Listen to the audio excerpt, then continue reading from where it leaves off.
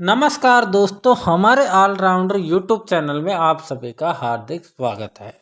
हमारे चैनल पर कंस्ट्रक्शन से संबंधित वीडियो डलती रहती हैं, इसलिए आप हमारे चैनल को सब्सक्राइब कर लें, जिससे कि हमारे वीडियो आपको मिलती रहें। तो आज हम इस वीडियो को बनाने के मेन टॉपिक पे आते हैं कि हमने इस वीडियो को क्यों बनाया है।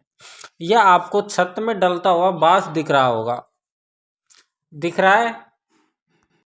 तो ये मिस्त्री छत में बांस क्यों डाल रहे हैं, इन्हीं बातों को समझाने के लिए, वीडियो के माध्यम से बताने के लिए हमने ये वीडियो बनाया है कि ये छत में बांस क्यों डल रहा है। तो दोस्तों, आपको नॉलेज नहीं है अभी कि बांस का लेंटर भी डलने लग चुका है, इसी कारण हमने ये वीडियो बनाया है। तो आप देख सकते हैं दोस्तों, यहाँ पर पूरी छत बांसों से बंध रही है। देख सकते हैं पूरी छत में बांस डल रहा है। अब ये आपको किस प्रकार डालना है, कहाँ बांस मिलता है, भीम कहाँ कहाँ पर देने हैं, इस चीज़ के बारे में, इससे हमारा लेंटर कितना सस्ता पड़ जाएगा, इन्हीं सब चीज़ों के बारे में हम इस वीडियो में आपको बताएंगे। तो यहाँ पर आप लोग देख सकते हैं दोस्तों, ये जा रहा है ना, ये भीम देखो, यहाँ पर ये भीम आ रहा है, ये ओपन सेटिंग ठुकी हुई है। यहाँ पर ओपन नहीं है, वहाँ पर प्लेट डाले हैं बीच बीच में। ये मिस्त्री बांस बांध रहे हैं, देखो। तो यहाँ पर क्या है कि हमने सरिये का भी यूज किया है छत में, लेकिन हमने सरिये का यूज किया है बहुत ही कम। जहाँ पर हमें सरिये की आवश्यकता थी वहाँ पर ही हमने सरिये का यूज किया है, बाकी की छत में बांस डाले। कम से कम ये 2000 फीट एरिया होगा जो आपको पूरा दिख नहीं रहा है वीडियो में। इसमें मकान मालिक ने पूरी में बांस डाले हैं। अब इसमें सरिये की बात करें तो 2000 फीट में हमारा भीम में लग गया है कम से कम 4 से 5 कुंटल सरिये की आवश्यकता पड़ी है, जिससे कि हमने दीवारों पे भी प्लेट बीम दे दिए हैं, बीच में भी प्लेट बीम दे दिया है। तो जैसे हमारा बड़ा गैप है हॉल का, तो उसमें हमें प्लेट बीम देना है, बीच में डालना है। बाकी फिट भर पे नीचे बांस देखो, एक जाल बंध गया बांस का। फिर उसके बाद फिट भर पे भीम के ऊपर, फिट भर पे तो हम नीचे बिछाते हैं भीम के बीच में होके, देखिए बांस की, और फिर उसके बाद हम बिछाते हैं ऊपर। अब सवाल ये आता होगा कि बांस कहाँ मिलेगा, कहाँ से ये चिरेगा, कहाँ ठेकेदार चिरेगा या हम चिरवा के ला के देंगे। तो यहाँ पर क्या है कि बांस को आपको ही चिरवा के ला के देना पड़ेगा। आपका गांव है, सिटी है, तो किसी भी दुकान पे जहाँ पर कंस्ट्रक्शन से संबंधित सामान मिलता है, उस दुकान पे बांस भी मिल जाएगा। और आपको पता नहीं है, नॉलेज नहीं है, तो ठेकेदार बता देगा। फिर उस बांस को लाके आरे पे आपको चिरवाना है, आरा मशीन पे। आरा मशीन पे बांस की 4 फांसें होंगी, फिर इस तरीके से ठेकेदार बिछा देगा।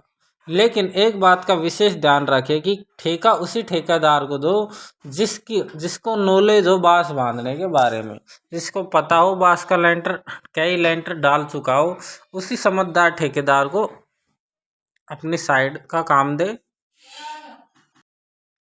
अब हम बात कर लेते हैं इसमें फ़ायदे की, कि बांस डालने से हमको क्या फ़ायदा होगा, मकान मालिक को क्या फ़ायदा होगा।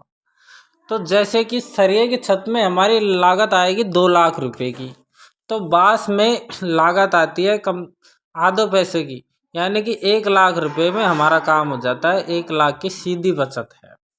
जैसे कि 2000 फीट एरिया में हमारा 25 कुंटल सरिया लगेगा, तो यहाँ पर हमारा 5 कुंटल में ही काम हो जाएगा और कोई परेशानी भी नहीं है।